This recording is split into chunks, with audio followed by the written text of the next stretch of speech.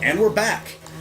So we laughed off last time talking about Sonic, talking about comics and stuff, and I mentioned the only comic I've read all the way through is Sonic the Hedgehog. And recently, very recently, Archie just lost the license to run those. And I think it went to like IDW or Dark Horse. IDW. IDW? Yeah. That makes sense. IDW has a lot of those. But I don't even know what it is. They essentially publish anything that was like toy, cartoon, video game related. They publish a lot of those. Well, it's like, it was really a shame because I really did love the Sonic the Hedgehog comics. It definitely was, I want to say it was an acquired taste, but it was definitely the most inconsistent as far as comic books go. Like, as far as whether or not the story is good or not. Well, didn't they have to reboot it or redo it a couple times or something like that? So recently they did a reboot, but there was a huge legal battle with one of the writers that they had, actually. Right, Ken Penders. I think that was it. Ken Penders could have been, might have been someone else. But essentially what had happened is he was responsible for a lot of... Yeah, he was the longtime writer. Yeah, right? he was responsible for some of the best moments of Sonic, and also a lot of like the parts where most fans were like, okay, now they've jumped the shark, clearly. Yeah. Like he threw in characters that were easily the most polarizing and divisive of the non-canon characters. Did any of his characters ever make it into the video games? No. So far, none of the Archie stuff has ever been canonized by the Sega games. Right. Though that we'll come back to that in a second because he claims that they have been. Right. There was, so back when the Sega Saturn was going to get a game, they were planning on actually trying to tie in like Princess Sally into it, which would have been a crossover that would have legitimized both, right? And in fact, the manual for Sonic CD lists Amy Rose as Sally. Okay. Because they wanted to tie it back in so badly. But no, what ended up happening was he created a bunch of stuff. And as you do when you write a long time comic. Right. The problem came from that he really wanted to kind of run and do his own more adult-themed books, not porn. I always have to say when I say adult-themed comic books, not porn. He wanted to do his own, like, more, but like for an older audience. Some indie stuff. Yeah, well, he wanted to go see how far that rabbit hole could go. Yeah. As far as some of the characters he created, and of course Archie wasn't going to let him do that. So he. Well, yeah, he created the characters for them. Yeah, that makes sense. Yeah, and more importantly, like he created a bunch of different storylines, and which of course he did not own the rights for. If anything, Sega owns the rights for them. If not Archie. Fuck. God damn you, Wallmaster.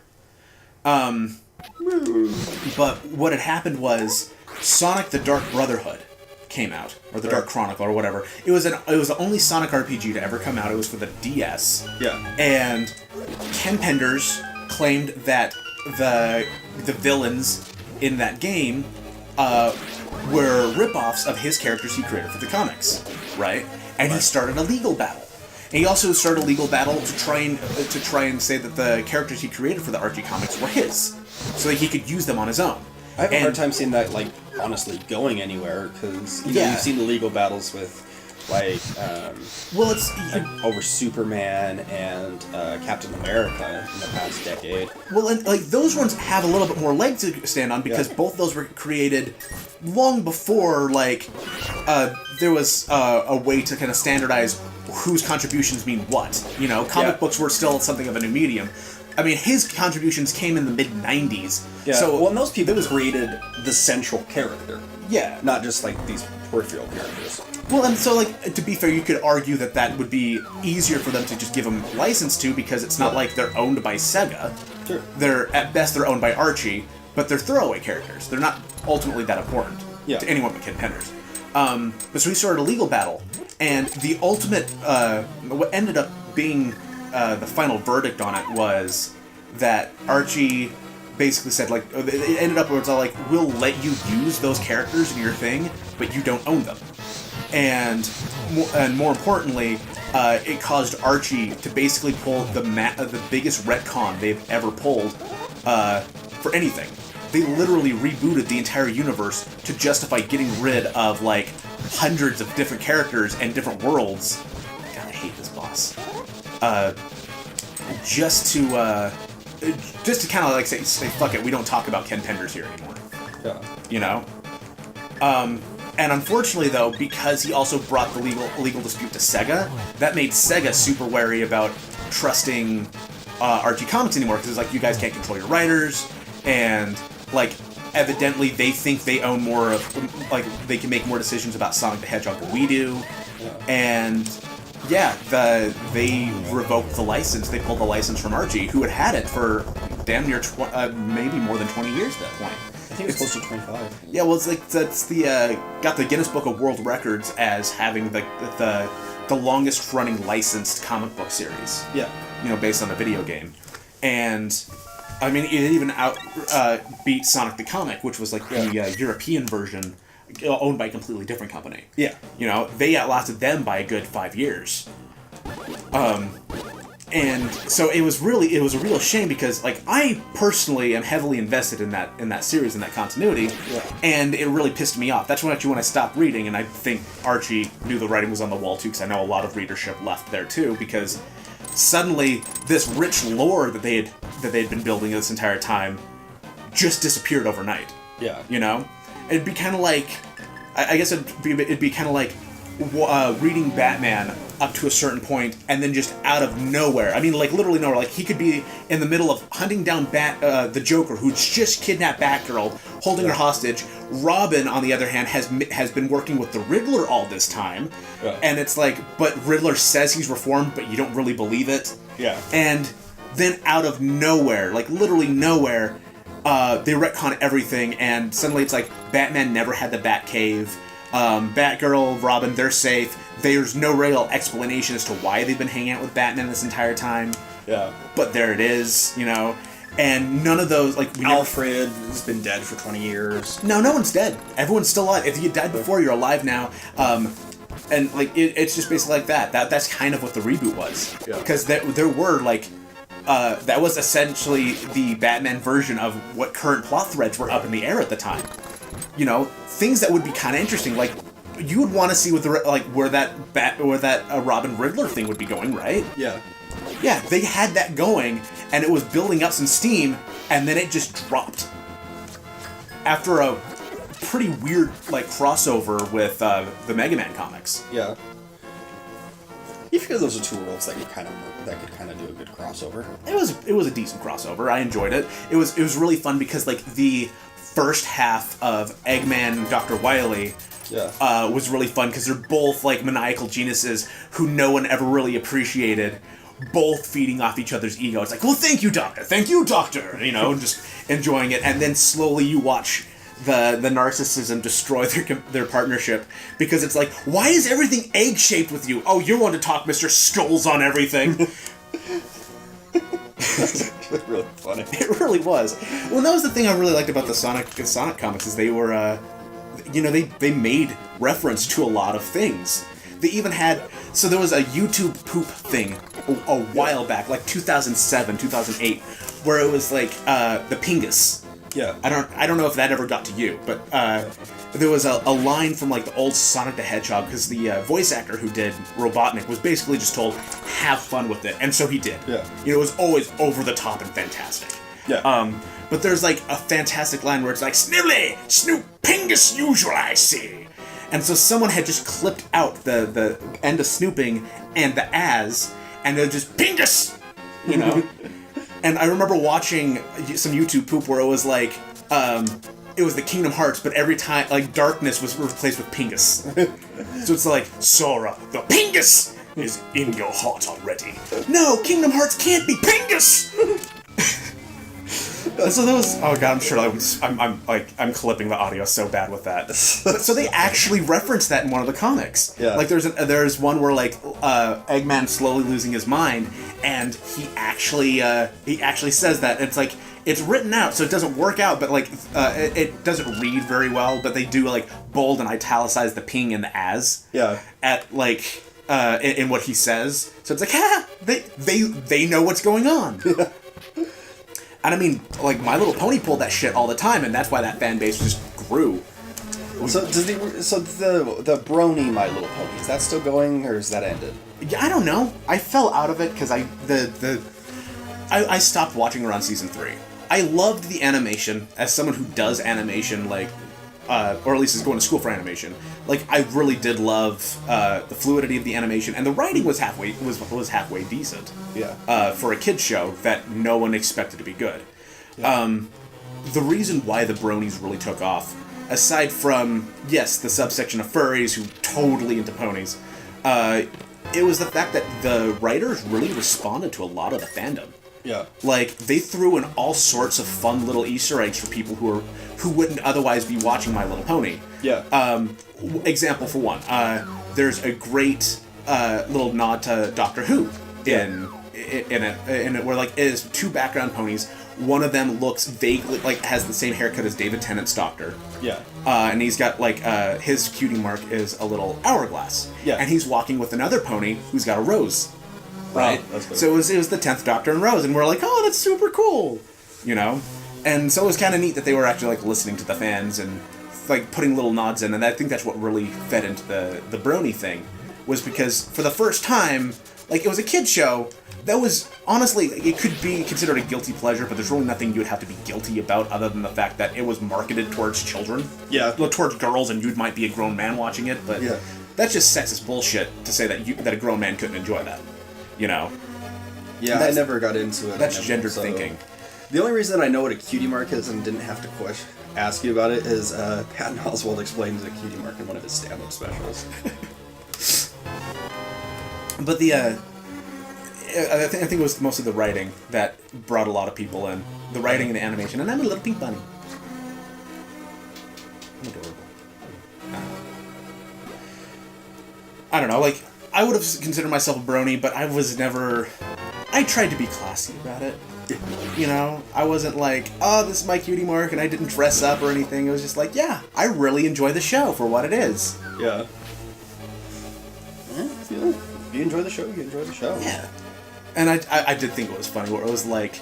I did think it was funny with the outcry where it's like, they're drawing porn of all this, and like... as a longtime fan of Sonic the Hedgehog, I'm just like, okay, you guys need to sit down and not get so upset because you don't even know.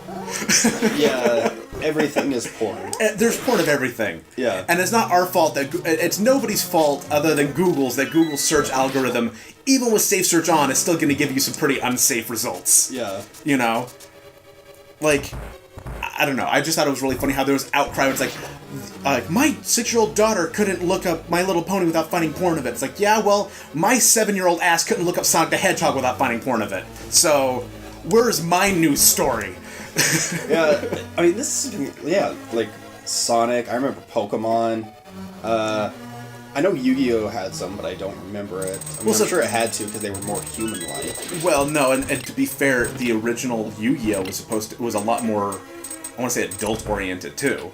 Yeah. I mean, I had heard, and granted this was like middle school, so anything and everything and any rumors you hear in like middle school are all gonna be sexually charged, but I had heard that like one of the animators on Yu-Gi-Oh used to do hentai, and that's the reason why Taya is so voluptuous for a high schooler.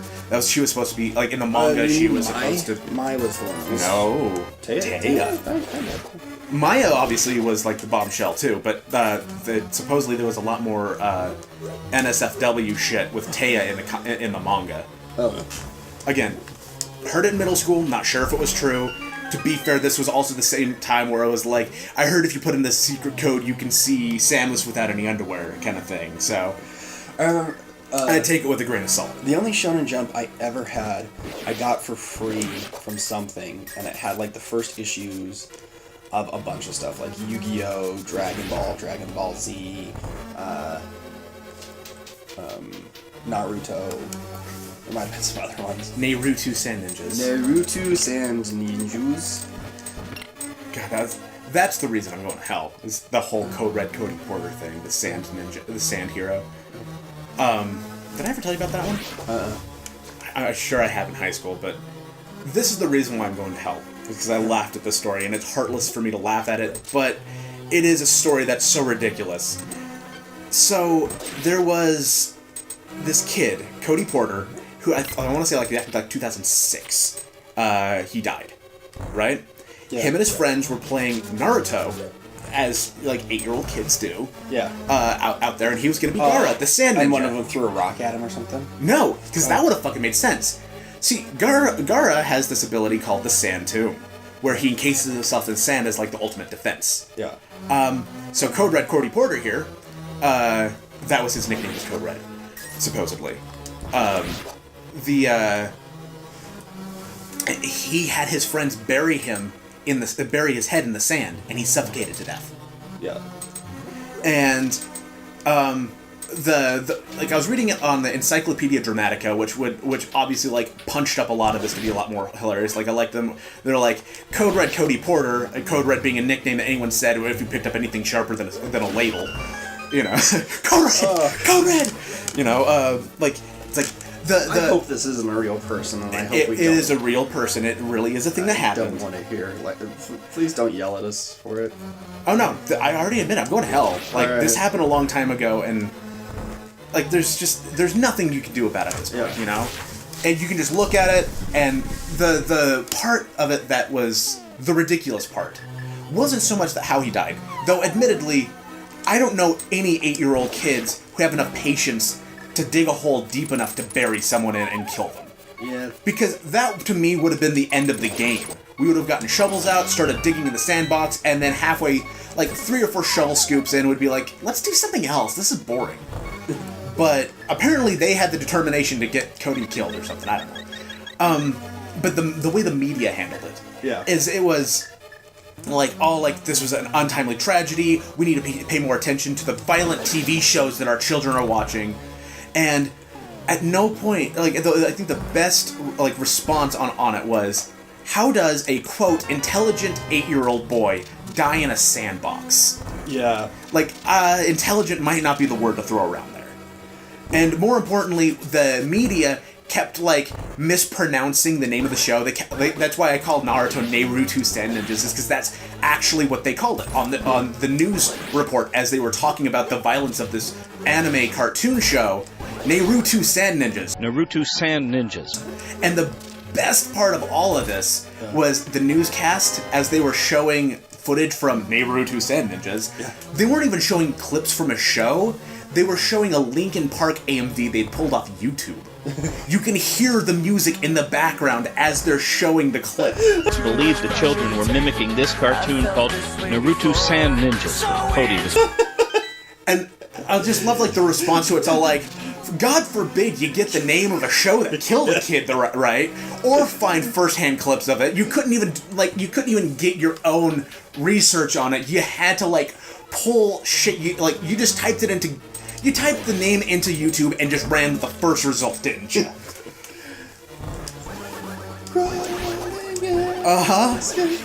And it was Naruto Sand Ninjas. Which was just... I don't even know, like, I can understand them mispronouncing the name. There's no accounting for where Sand Ninjas, the subtitle, came from. Yeah. Okay, so this bitch is gonna become a big old bastard. It was a trick! It was. She was Blind the Thief. Oh. I was never 100... Like, I assumed it was a princess, but they always referred to Blind the Thief as male, so I was always confused, like, so was a cross-dresser? Like, I'm okay with her turning into a monster, but I'm confused with how it ties into the story of Blind the Thief, who hated bright lights. You get that hint in the light world that, you know, this longtime thief hated bright lights, and that's how you're supposed to know to bring someone into this beam of light, right? Yeah. Which was honestly one of the cooler things they did in this dungeon. Yeah. Was that you could enter the boss room, like this. The compass shows that this is the boss room. Yeah. You could enter it like right out of the gate, and there's nothing in here. Yeah. Like there's not many other Zelda games that do that. Where it's all like 1-800 Nintendo help. Hello, nobody's in there. Oh. No, don't hang up. Please, I'm so confused. I just need someone to talk to. But that was something that still, like, to this day, it's like, I really wish they'd do that more, because it was like, there was something of an explanation as to why that monster was there. Yeah. Making good time. Look at that. We're more than halfway done. Nice. Like, there was something of an explanation as to why that monster was there, And it was almost like your fault that you fought a monster there. You dragged her into the light. Yeah. Granted, you can't leave the dungeon with her. She'll be like, oh, let's go some other way. You know, if she's following you. But, I don't know, I just wanted to point that out. Now we can go talk about more bullshit if you'd like, or we can talk about the game. I'm good with either. No, that was actually kind of interesting. I thought it was funny. I remember, so I went to... You know, if we ever really wanted to make money, I think we should just, like, become vendors at, like, anime conventions, and comic conventions and stuff like that. Just sell swords. Pick up $10 swords and sell them for $40. Oh, for sure. Well, you know, you say that, but, like, the last couple times I've been to conventions, I have seen people selling swords for like $30, $35, like cheap toy swords that I know you can buy for $2 at Asian City. Yeah. Like, I have seen the exact same ones, like with Bleach and Naruto and stuff, exact same swords on sale at $2. They just buy a bunch of them and sell them for $35 a pop at Comic-Con. Yeah. Granted, I'm not entirely sure if these people just bought a bunch and then brought them, or if this was legitimately, did I do this one already? I don't think I did. Or if it was literally Asian City brought stuff, had a booth. Asian City had a booth a couple times. Yeah, I guess I have come down here, haven't I? I indeed have. Alright. One of the interesting things is that there's several distributors of swords, several sword makers, and so you could have two different swords made by... You could have the same sword made by two different companies at two different price points. And you can also have the exact same sword at different price points.